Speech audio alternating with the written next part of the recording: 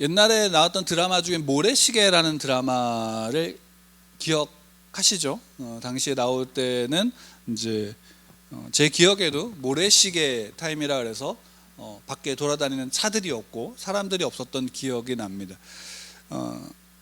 이제 최근에 그 모래시계 관련된 영상을 우연찮게 보게 되면서, 원래 그 모래시계 하면은 가장 이제 대표되는 대사가 이제 최민수 배우가 했던 "나 떨고 있니?"라는 그 대사가 가장 유명했는데, 이번에 이제 최근에 어떤 관련된 영상을 하나 보면서 이 대사는 그것보다도 더 중요한 대사였구나라는 생각이 좀 들었습니다. 어떤 거냐면, 이제 그 주인공인 그 최민수 배우가 연기했던 박태수라는 그 주인공이 이제 마지막에 잡혀갖고 친구인 검사와 대화를 나누는 장면입니다. 그러니까 사형을 언도받기 전에 이제 그 검사실에서 대화를 나누는 장면에서, 이 모래시계가 그 당시에도 그 비슷한 드라마는 많았었어요. 근데 이제 좀 달랐던 게 뭐냐면, 아마 공중파 드라마로는 처음으로 이제 5.18이나 이런 부분들을, 그리고 정치에 관련된 부분들 되게 세밀하게 잘 다뤘어요. 근데 이제 우리 그때 당시에는 그것을 재미로 좀 넘겼지만, 당시에는 이제 그런 내용들이 있었는데, 그때 이제 그 주인공이 우연찮게 광주에 이제 후배를 만나러 광주에 갔다가, 광주에서 시민군으로서 이제, 왜냐하면 그 후배의 동생이 죽는 것을 보게 되고, 또 그래서 또 후배가 또 거기에서 자기도 함께 하겠다라는 것을 보면서 어쩔 수 없이 이제 시민군에 들어가서 거기를 돕는 역할을 했는데, 그때 반대로 이제 원래는 이제 법대를 다니다가 군대를 간 친구가 이제 공수부대로 그 광주에 파견이 됐던 거예요. 그래서 이제 거기에서 시민군으로 있던 친구를 봤는데, 자기 부대에서 쏜 총이 그 이제 주인공의 후배를 맞춘 거예요. 그래서 그 사건이 이제 있었고, 또 그 광주에서 했었던 어떤 현실들을 보고 늘 그걸 마음에 담고 있었는데 혼자만 담고 있다가 마지막에 이제 검사실에서 그 얘기를 하는 거예요. 뭐냐면, 내가 이제 광주에서 너의 모습을 봤어. 그리고 나는 광주에 있었는데 거기에서 내가 사람을 때리고 찌르고 하는 그 일들에 내가 같이 했어라는 얘기를 하는 겁니다. 그러면서 그러니까 거기 있을 때 너희 후배가 죽는 것도 우리 부대에서 쏜 거야라고 이제 얘기를 하면서, 근데 그 얘기는 뭐냐면, 그때 당시 광주에서는 자기가 지금은 검사에 있지만 그때 당시에는 자기가 소위 말한다면 악이었다라는 얘기를 하는 거예요. 그리고 깡패였지만 너는 선한 정의의 편에 있었어라는 사실을 비유적으로 이렇게 표현한 거였는데, 그 얘기를 하고 이제 그 주인공이 또 대사를 한마디 했는데, 그 다음이 그 대사가 뭐냐면 이거예요. 그 다음이 문제야. 그리고 난 다음에 어떻게 사는지, 하나는 너처럼 살고 하나는 나처럼 살았어 라는 얘기를 했던 거예요. 그러니까 그 얘기는 뭐냐면, 지금은, 그때는 그랬지만 지금은 반대가 됐다라는 거예요. 그래서 여기 제가 하나 마음에 들었던 대사가 뭐냐면, 그리고 난 다음에 어떻게 사는지, 그때 비록 너가 좀 악의 편에 있었고 내가 정의의 편에 있었다 하더라도 그 다음에 어떻게 사는지를 따라서 지금 나는 여기에 있고 너는 거기에 있어 라고 말했던 대사였어요. 이 대사를 보면서 참 마음에 많이 와닿았어요. 그러니까 원래 유명했던 대사가 아니라 오히려 이 대사가 더 중요했던 대사 중에 하나였구나라는 것을 좀 보게 되어졌습니다. 우리가 그런 얘기 많이 듣잖아요. 옛날에 이제 어렸을 때나 교회 다녔던, 그러니까 요즘에 교회를 한 번에도 안 다녔던 사람들 많지 않죠. 대부분 다 교회를 다녔죠. 근데 그 교회를 다녔던 이들이 다들 한마디씩 하는 게 뭐냐면, 내가 예전에 학생회장이었어, 청년회 회장이었어 라는 이야기들, 또 뭐 더 나아가서는 내가 예전에 뭐 집사였어, 내가 뭘 했어 라는 이야기들을 많이 하죠. 근데 중요한 거는, 그래서 그리고 난 다음에 어떻게 사는지 지금의 자기의 모습은 봐요, 안 봐요? 지금의 자기의 모습은 보지 않는다라는 사실이에요. 그리고 지금의 내 모습이 또 앞으로의 삶에 또한 동일하게 이어져야 되는 거죠. 그때 당시에 악에 있었고, 그때 당시에 선에 있었고, 그때 당시에 정의에 있었고, 그때 당시에 내가 악에 있었다 할지라도, 죄 가운데 있었다 할지라도, 그리고 난 다음에 내가 어떻게 사는지에 따라서 지금의 내 자리가 달라지게 되어지는 거예요. 그러니까 우리가 이제 책을 읽는 모임에서 최근에 읽었던 책 중에 그 토저 목사님이 쓰신 이제 책을 함께 나누고 있는데, 거기에 그 토저 목사님이 그 책 가운데 한 문장으로 쓴 게 뭐냐면, 그리스도인의 큰 장점이 뭐냐라고 쓰시면서, 그리스도인의 가장 큰 장점, 그러니까 그리스도인의 큰 장점은 올바른 편에 서 있는 것이다 라는 말씀을 하셨어요. 그리스도인의 장점이 올바른 편에 서 있다라는 것. 물론 이 의미는 이거죠. 그리스도인이 올바른 편에 서 있다라는 것은 누구의 편에 서 있는 것이면 하나님의 편에 서 있는 것이다 라는 사실입니다. 하나님의 편에 서 있고 하나님의 편에 서 있기 때문에 올바른 거죠. 왜? 하나님이 곧 정의다라고 성경은 우리에게 말씀하여 주셨고, 또 예수님이 말씀하신 것처럼 내가 곧 길이요 진리요 생명이니 나로 말미암지 않고는 아버지께로 갈 수 없다라고 말씀하신 것은, 내가 길이신 이유, 그러니까 예수 그리스도가 길이신 이유, 예수 그리스도가 진리이신 이유, 예수 그리스도가 생명이신 이유가 단지 그분이 길이고 진리요 생명이유가 아니라 그분으로 말미암아 아버지께로 갈 수 있기 때문에 그분이 길인 거예요. 그분이 진리고 그분이 생명인 거예요. 그러니까 우리가 예수 그리스도를 믿는데 하나님을 안 믿는다라고 말할 수 있어요, 없어요?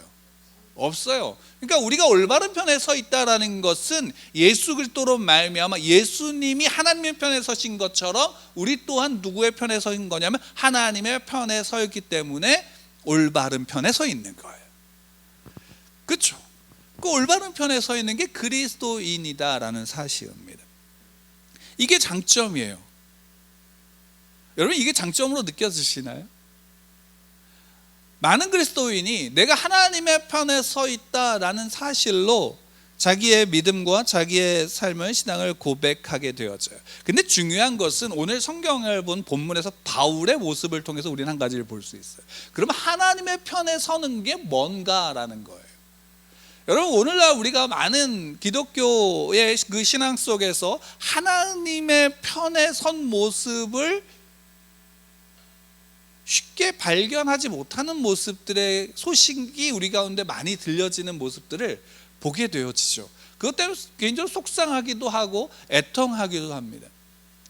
근데 그러면 또 나 자신은 어떤가 라고 한다면, 우리는 그 하나님의 편에 섰다라는 것, 내가 하나님의 편에 섰다라는 사실에 대해서 우리가 쉽게 자각하지 못할 때가 참 많은데, 그 이유가 뭐냐면 하나님의 편에 선 자들은 다 어떠해야 된다라는 선입관이 있냐면, 우리가 계속 사도행전이나 성경을 통해서 보게 되어지면 우리가 가지고 있는 잘못된 오해들을 발견하게 되어지는 게 뭐냐면, 하나님의 편에 선 자는 소위 말한다면 순전히 그 일들이 순적하게 이루어져야 된다라는 생각을 가지게 되는 게 소위 말하는 기독교 신앙의 가장 큰 오류 중에 하나예요. 실제로 순적하게 되어진다와 하나님의 편에 선 것과는 전혀 상관이 없어요. 실제로 그 모습을 오늘 사도 바울을 통해서 더 분명하게 보여주는 게 뭐냐면, 사도행전에서 우리가 가장 많이 사도행전을 통해서 보게 되어지는 게 교회의 부흥이에요. 교회의 부흥. 그러면 실제로 그러면 우리 기독교 역사 속에 있었던 교회의 부흥은 초대교회를 제외하고 그 이후에 있었던 여러 가지 대부흥 운동들이 있었는데, 우리나라에서도 1907년에 평양 대부흥 운동이 있었어요. 그러면 그 부흥 운동들의 그 모습들을 보게 되어지면 한 가지 재미있는 사실이 있어요. 대부흥, 그러니까 아주 큰 부흥이 일어나는데, 그 큰 부흥이 어떤 사람들이 많이 믿었다라는 것으로서 그 부흥의 어떤 것들을 평가하는 게 아니라, 오히려 대부흥의 역사, 그 모든 시간의 시작은 뭐냐면, 그 시대, 그 부흥을 경험했던 사람들이 뭐를 깨닫냐면 죄를 깨닫는 거였어요.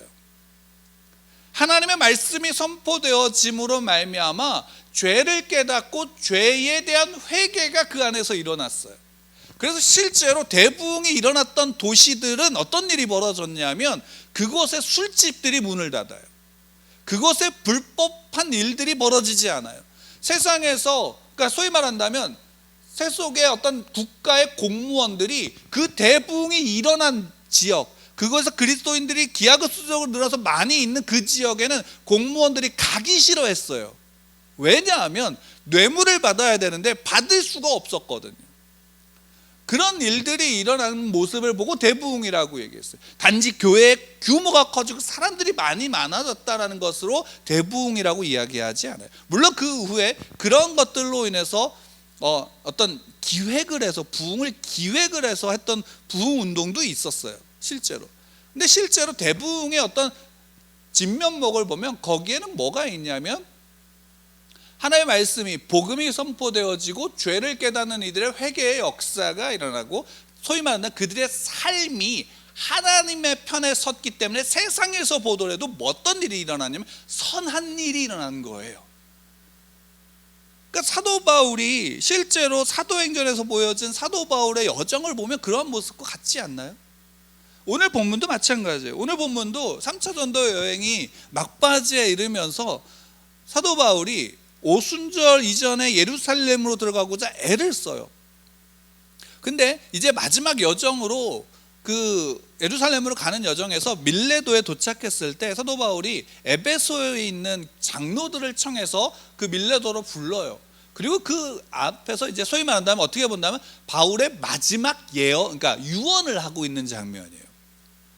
근데 그 장면을 보면 사도 바울이 무엇을 얘기하냐면 이거예요. 그리고 우리 그 본문을 이야기하면, 간단하게 얘기하면 이거예요. 나 너희들을 제대로 가르쳤어, 이거예요. 난 복음에 대해서 20절에 보면 유익한 것은 무엇인지 공중 앞에서나 집에서나 거리낌 없이 여러분들에게 전하여 가르치고 유대인과 헬라인들에게 하나님께 대한 회개와 우리 주 예수 그리스도에 대한 믿음을 증언한 것이다. 나 이것만 했어. 그러니까 실제로 사도 바울이 에베소에서 3년 있는 시간 동안 뭘 했냐면 복음을 전했고 복음을 가르쳤어요. 그리고 여기에 장로들은 그때 배웠던 이들이었다라는 사실이에요. 그때 같이 배웠던 이들이에요. 그리고 여러분 놀라운 게 뭐냐면 이 에베소가 조금 뒤에 어떤 일이 벌어지냐면 굉장히 그 초대교회 안에 굉장히 중심적인 역할을 하는 교회가 에베소 교회예요. 그리고 실제로 그 큰 역할들을 해서 많은 믿음의 사람들이 에베소에서 또는 다른 교회들을 섬기고 돕는 역할들을 많이 했었어요. 그런데 그렇게 했던 그 에베소의 장로들을 보면서 이야기하는 거예요. 나 가르쳤어. 그래서 이제 우리가 보진 않았지만 26절에 보면 그러므로 오늘 여러분에게 증언하거니와 모든 사람의 피에 대하여 내가 깨끗하니 이는 내가 꺼리지 않고 하나님의 뜻을 다 여러분에게 전하였습니다. 이게 에스겔서에서 나오는 그 파수꾼의 의미처럼 나는 온전하게 너희들에게 다 모든 걸 가르쳐 줬어. 난 온전히 하나님 앞에 부끄럽지 않게 난 너희들에게 모든 것을 가르쳤어 라고 지금 이야기하는 거예요. 그래서 그 마지막 자기가 지금 어떤 여정에 가는지 가르쳤어. 근데 그 다음에 이제 우리가 다음 주에 함께 볼 부분들이 있지만 요약하면 이거예요. 그대로 좀 해, 이거예요. 내가 너희들 가르쳐준 대로 해 라는 거예요. 그러니까 대단히 놀랍지 않아요? 그러니까 이걸 또 다르게 표현하면 이거예요. 나 너에게 이렇게 다 가르쳐줬는데 나처럼 해 라는 거예요. 예수님이 12명의 제자들을 부르셨어요. 그죠? 그 제자들을 부르시고 마지막에 제자들에게 하신 명령이 뭐예요? 우리가 잘 아는 지상대위임 명령이라고 얘기하죠. 너희는 가서 모든 족속으로 제자를 삼아 아버지와 아들과 성령의 이름으로 침례를 주고 내가 너희에게 분부한 모든 것을 가르쳐 지키게 하라. 내가 너희에게 분부한 모든 것 가르쳐 지키게 하라. 그 내용이 즉슨 뭔지 아세요? 너희도 나처럼 해라는 거예요. 사도 바울도 마찬가지로 지금 그 얘기를 하는 거예요. 사도 바울도 예수 그리스도가 또 예수 그리스도가 가르쳐 주신 그대로 배웠고 나도 그 예수 그리스도처럼 살았어. 너희도 그러니까 나처럼 해라는 거예요. 근데 그 나처럼 해라는 그 속에서 거기에 중요한 것 중에 하나가 오늘 우리가 본 본문 중에 사도 바울이 이야기하는 거예요. 22절 말씀 우리 함께 좀 읽을까요? 22절 시작. 보라, 이제 나는 성령에 매여 예루살렘으로 가는데 거기서 무슨 일을 당하는지는 알지 못하노라. 그러니까 중요한 건 이거죠. 성령에 매여 있다라는 사실이에요. 그러니까 지금 사도 바울은 지금 예루살렘으로 돌아가는 길에 내가 그냥 가고 싶어서 가는 거 아니야 라고 말하는 거죠. 그러니까 자기는 그 하나님의, 소위 말해 우리가 좋아하는 하나님의 뜻대로 가는 거예요. 우리가 더 좋아하는 거 뭐예요? 성령께서 지금 인도하고 있는 거를 지금 사도 바울은 인정하고 있는 거죠. 그러니까 성령에 매여 가고 있어요. 근데 중요한 것은 뭐냐면 23절이죠. 거기에 뭐라고 얘기하면 제가 읽어드릴게요. 오직 성령이 각 성에서 내게 증언하여 결박과 환난이 나를 기다린다 하시나. 그러니까 성령에 매여 예루살렘으로 가요. 근데 그곳에 뭐가 기다리면 결박과 환난이 기다리고 있다라는 사실을 아는 거예요. 지금 사도 바울이 이 고백을 하는 것 속에서 사도 바울은 지금 어떤 작정을 했을까요? 자기가 죽어도 지금 그 자리에 가야 된다라는 사실을 성령에 매여 있다라는 것으로 말미암아 자기가 가지 않을 수 없다는 사실을 알고 있어요. 그러니까 지금 그러면 그럼에도 불구하고 내가 간다라는 사실은 자기의 생명을 지금 거기에 내려놓고 가고 있는 거예요. 그리고 그 여정 속에서 그러면 이거죠. 지금 그 결박당하고 환난을 당할 걸 알고 있다면, 그리고 성령에 매여서 내가 그걸 알게 됐다면 여러분 어떤 선택을 하시겠어요? 내가 그 길을 가야 될까요? 말아야 될까요? 저 같으면 피할 것 같아요. 제가 예전에 저희 아버지가 돌아가신 다음에 설교했던 내용 중에 그 영화 제목이 생각이 안 나는데, 영화 내용이 뭐였냐면 주인공이 그러니까 몇 초 뒤에 미래를 보는 거야. 몇 분 뒤에, 10분이었나? 정확하게 기억이 안 나는데, 그러니까 미래를 볼 수 있어요. 그 미래를. 그래서 이 사람은 사기꾼인데 앞의 시간을 짧지만 볼 수 있으니까 어떻게 하냐면 사기를 치고 그걸 항상 피해 다니는 거예요. 그걸 피해 다녀요. 만약에 우리도 마찬가지로 내 앞에 어떤 미래가 펼쳐지고 이런 것이 일어날 것이다라는 사실을 알면 우리는 어떻게 하려고 싶을까요? 우리가 하나님의 뜻이 무엇입니까? 라고 묻는 이유가 뭘까요? 대부분 다 하나님의 뜻이 무엇입니까? 라고 물을 때 하나님의 뜻이 이거야 라고 해서 알려주면 그 일을 하려고 하는 걸까요? 아니면 그 일을 하지 않으려고 하는 걸까요? 저는 대체적으로 하나님의 뜻을 물을 때에 대부분, 다는 아니지만 많이들은 뭐냐면 그 일을 더욱더 편하게 더욱더 쉽게 하고 싶어하는 마음의 욕심이 있지 않을까라는 생각을 할 때가 많아요. 왜냐면 제가 그랬거든요. 제가 하나님의 뜻을 물을 때 대부분 다 어떤 거냐면 목사가 되기로 결단하고 신학을 다니면서 신학을 하면서 하나님의 뜻을 물을 때 하나님의 뜻이 어디에 있다라고 저는 생각했었냐면 교회가 큰 것, 목사가 유명해지는 것, 능력이 있는 목사가 되는 것이 하나님의 뜻이라고 생각했어요. 그래서 소위 말하면 대형 교회를 이룬 분들은 하나님의 뜻대로 다 하신 분이에요, 아니에요? 하신 분이라고 생각했었어요. 그때 미처 생각하지 못한 게 뭐냐면, 그러면 초대형 교회를 이룬 목사님은 소수지만 대부분의 목사님들은 어떠하냐면 교회 하나 건수하기, 자기 가족 하나 건수하기 힘들게 살아가는 많은 목회자들이 있다는 사실을 보지 못했어요. 대부분의 성도님도 마찬가지죠. 병이 고침받고 부자가 되는 성도들은 과연 얼마나 될까요? 모든 성도가 다 그렇게 되나요? 아니면 보편적이고 일반적인 대부분의 성도는 평범하게 살지만 또한 더 가난하게 사는 이들도 있어요, 없어요? 있어요. 단지 그런 걸로 하나님의 뜻이다라고 생각한다면 우리는 그들을 뭐라고 하면 너는 하나님의 뜻을 살지 못했기 때문에 가난해, 병들었어라고 말하는 것밖에 되지 않게 되는 거예요. 근데 사도 바울은 지금 성령에 매여서 예루살렘으로 가는데, 예루살렘에 가면 어떤 일이 벌어지니? 결박당할 거야, 환난을 당할 거야. 그리고 결국 그 일들 속에서 사도 바울은 그럼에도 내가 그곳으로 가는 것은 무엇이냐면, 우리가 좋아하는 구절 중에 하나가 24절이에요.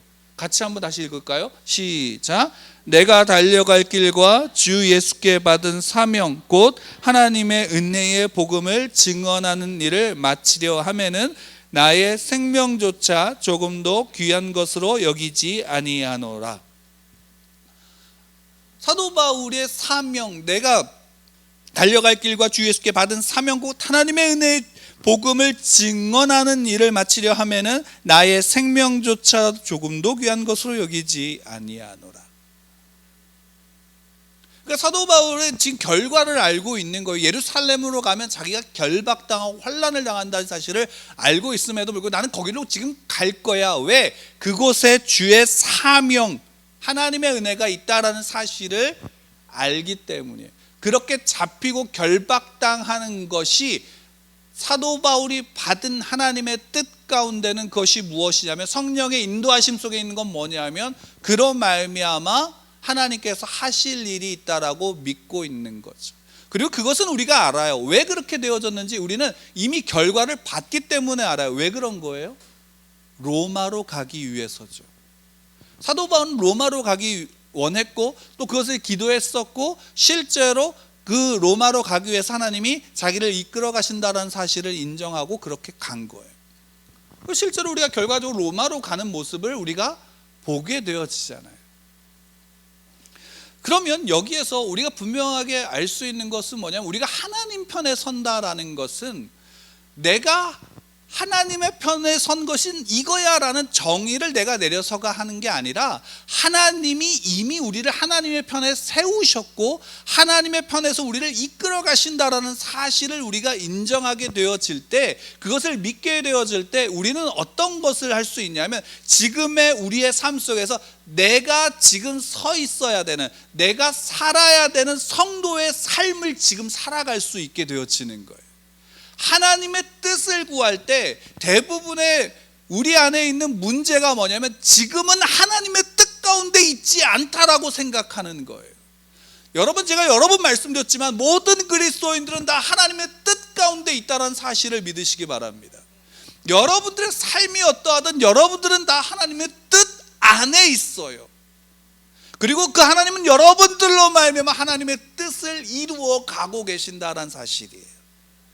그러면 그 내가 하나님의 뜻 안에 지금 있다면 중요한 것은 하나님의 뜻 안에 있는 나는 지금 하나님의 편에서 서는 그 삶을, 하나님의 편에 선 성도의 삶을 살아가야 한다라는 것이에요. 사도 바울이 빨리 지금 예루살렘으로 가야 함에도 불구하고 밀레도에서 에베소의 장로들을 청해서 그들과의 시간을 가지는 것은 야, 나 이렇게 되는데 나 이렇게 할 거야 라는 것은 자기를 자랑하기 위해서인가요? 아니면 에베소에 있는 장로들을 위해서인가요? 당연하죠. 에베소에 있는 장로들을 위해서, 그들을 권면하는 거예요. 그들을 더욱더 굳건하게 하기 위해서예요.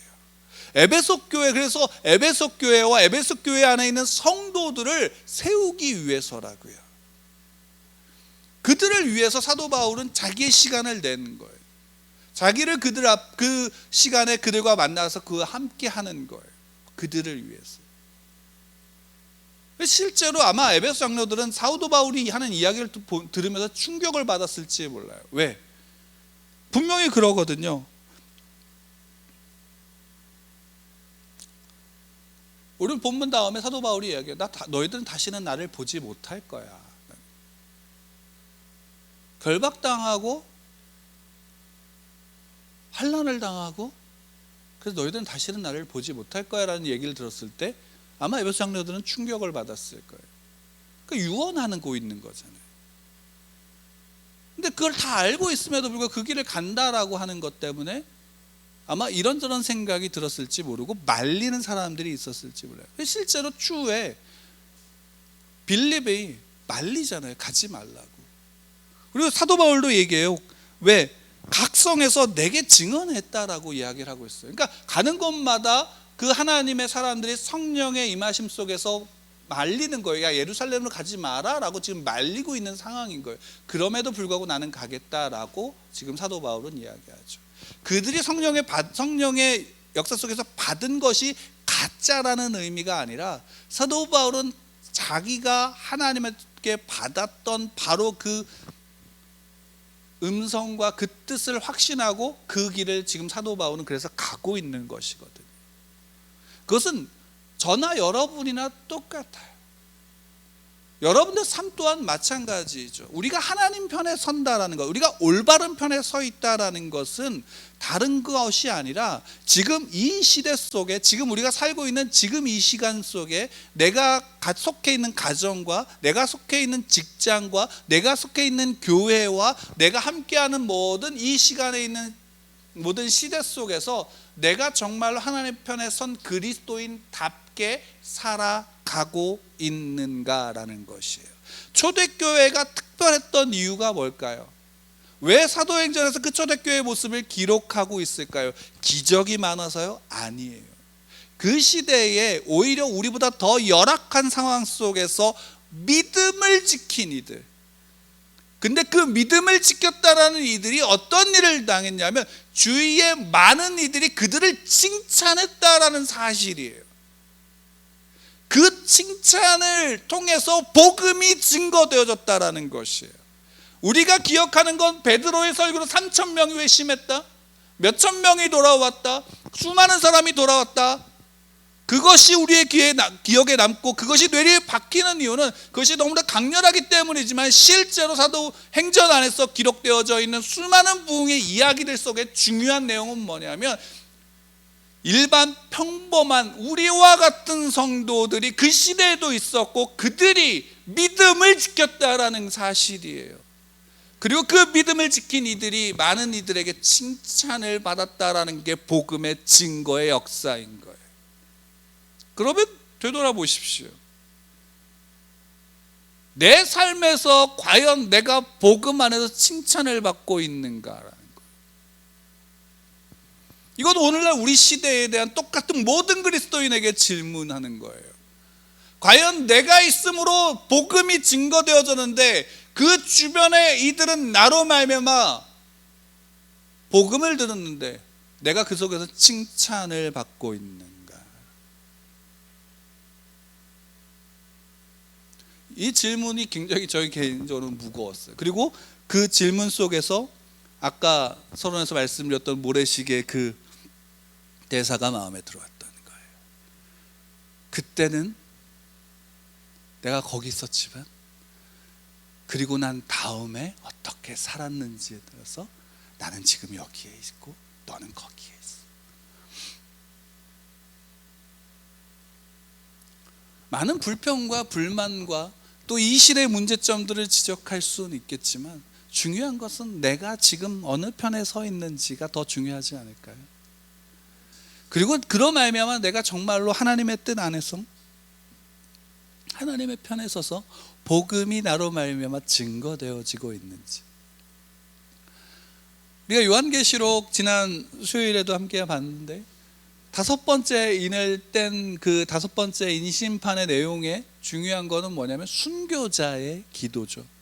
근데 순교자를 정의하고 있어요. 거기에서 순교자는 누구냐? 하나님의 말씀을 지키고 예수 그리스도를 시인하여 증거하는 자들이에요. 그럼 하나님의 편에 선 사람은 오늘날 똑같지 않을까요? 하나님의 말씀을 지키고 그리스도를 시인하여 증언하는 거예요. 이 시대 때는, 초대교회 때는 그리스도를 시인하는 것 자체가 뭐냐면 목숨을 내거는 일이었죠. 오늘날에는 내가 그리스도인이야 라고 하는 말을 하면 어떤 반응이 돌아올까요? 저는 좀 애석한데 조롱의 소리가 더 많이 들려와요. 속상합니다. 그럼에도 불구하고 조롱의 소리 속에서도 내가 그리스도인이야 라는 것을 그럼 우리는 말할 수 있어요.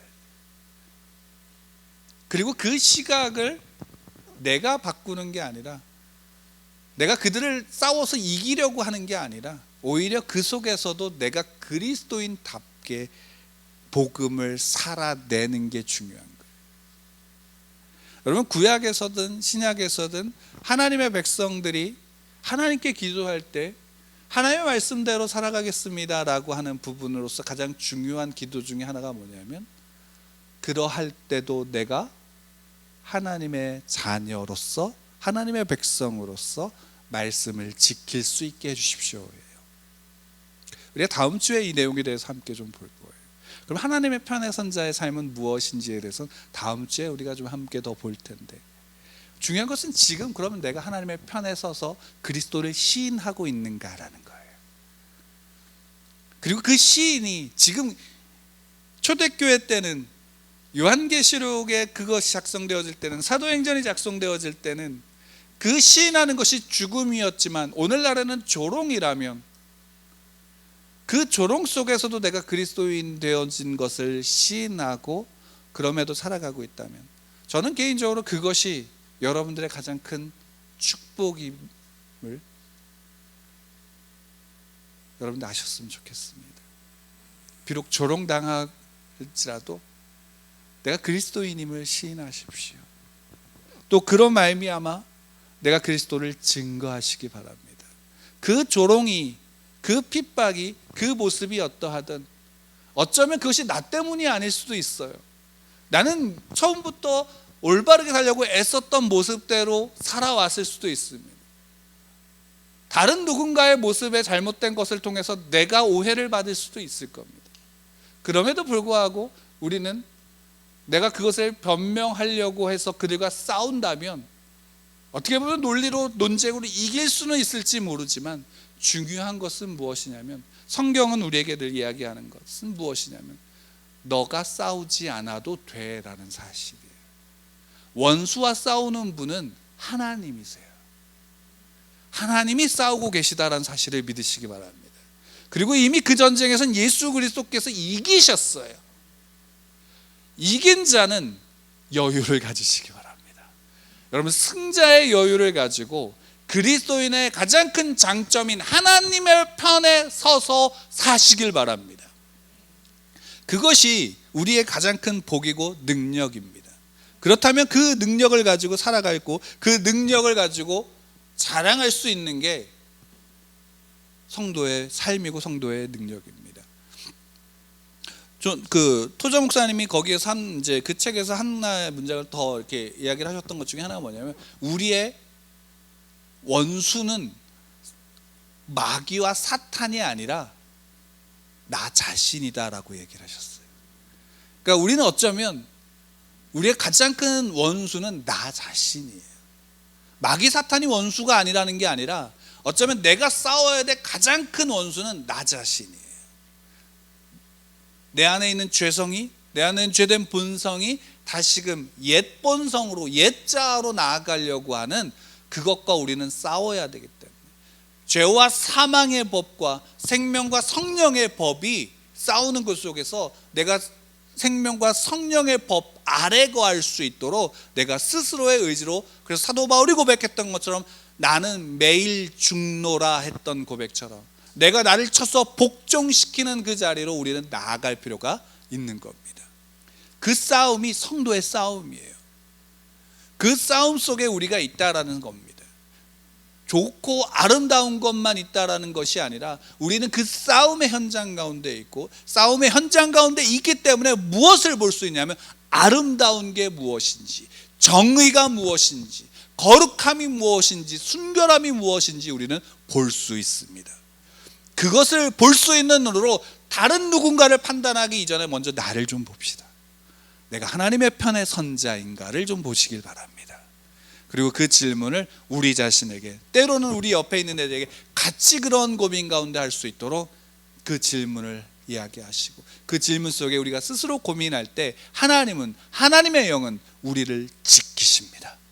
하나님의 자녀들을 지키십니다. 그리고 올바른 길로 갈 수 있도록 조명하시고 비추십니다. 왜? 우리 안에 내주하시는 성령께서 우리를 버려두시지 않기 때문입니다. 저는 우리 예수누리교회 성도님들 여러분들을 굉장히 자랑스럽게 생각합니다. 왜냐하면 여러분들의 삶을 통해서 이야기를 나눌 때, 그 모습을 볼 때 적어도 그 모습 속에서 순전하고자 애쓰는 모습이 있기 때문입니다.